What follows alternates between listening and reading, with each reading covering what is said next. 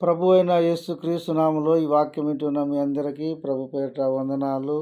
దేవుడు మిమ్మలను మీ కుటుంబాలను దీవించును గాక. ఆమేన్. పరిశుద్ధ బైబిల్లో నుండి మనం ఒక లేఖనాన్ని మనం చదువుకుందాము.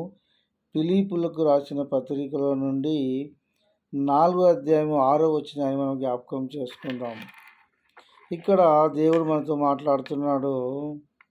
దేన్ని గురించి చింత చెయ్యకుడి గాని, మొదటి మాట మనం చూసినట్టయితే దేన్ని గురించి చింత చెయ్యకుడి, దేన్ని గురించి చింత చెయ్యకుడి. జీవితంలో ఎన్నో సమస్యలు జరుగుతుంటాయి, ఎన్నో సమస్యలు వస్తుంటాయి, ఎన్నో ఇబ్బందులు వస్తుంటాయి, ఎన్నో కష్టాలు వస్తుంటాయి, ఎన్నో బాధలు వస్తుంటాయి, ఎన్నో సమస్యలు వస్తుంటాయి, ఎన్నో శోధనలు వస్తుంటాయి.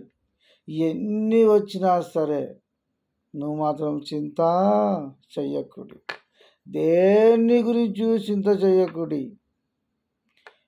నీ పిల్లల గురించి చింత చేయొద్దు, వాళ్ళ చదువు విషయంలో నువ్వు చింత చేయొద్దు, వాళ్ళ ఉద్యోగాల కొరకు నువ్వు చింత చేయొద్దు, వాళ్ళ వివాహం ఎలా చేయాలని చింత చేయొద్దు, దేని విషయంలో చింత చేయొద్దు.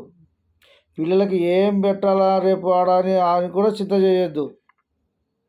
దేని గురించి నువ్వు చింత చేయక నీ భారం దేవుని మీద మోపి నీవు సమాధానంతో ఉండాలని దేవుని యొక్క వాక్యము సెలవిస్తుంది.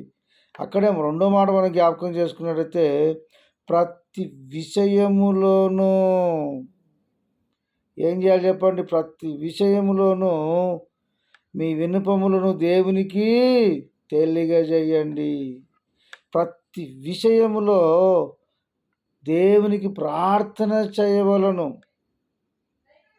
ప్రతి విషయంలో దేవునికి ప్రార్థన చేయవలను. చింత చేసేది పక్కపెట్టు, ప్రార్థన చేయి. నీకు ఏ అవసరత ఉన్నా, ఏ ఇబ్బంది వచ్చినా, ఏ కష్టం వచ్చినా నీవు దేవునికి ప్రార్థన చేయి. ఆయన ఖచ్చితంగా నీకు సహాయము చేస్తాడు. చాలామంది ప్రార్థన చేయరు, చింత చేసుకుంటూనే ఉంటారు, కానీ అన్నము తినేది నీళ్ళు తాగేది కూడా మానేస్తారు, కానీ ఏడ్చుకుంటూనే ఉంటారు, కానీ దేవునికి ప్రార్థన చేయరు. అలాగుండకూడదు క్రైస్తవుడా. దేవుని నమ్మిన నీవు చింత చేయొద్దు, కానీ ప్రార్థన చేయము. రెండోదిగా మనము ప్రార్థన చేయవలను. మూడో మాట మనం జ్ఞాపకం చేసుకున్నట్లయితే మీ విన్నపములను కృతజ్ఞతాపూర్వకముగా దేవునికి తెలియచేయండి. మీ విన్నపములను కృతజ్ఞతాపూర్వకముగా దేవునికి తెలియజేయము. ఏ సమస్య వచ్చినా సరే దేవునికి విజ్ఞాపన చేయి. కృతజ్ఞతాపూర్వకముగా నువ్వు దేవునికి తెలియజేయి.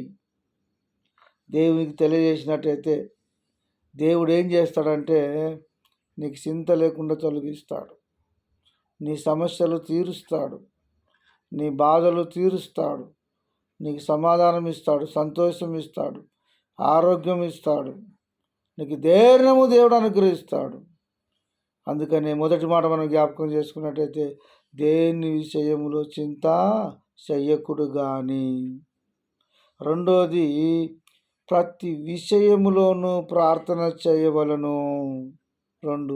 మూడోది మీ విన్నపములను కృతజ్ఞతాపూర్వకముగా దేవునికి తెలియజేయవలను.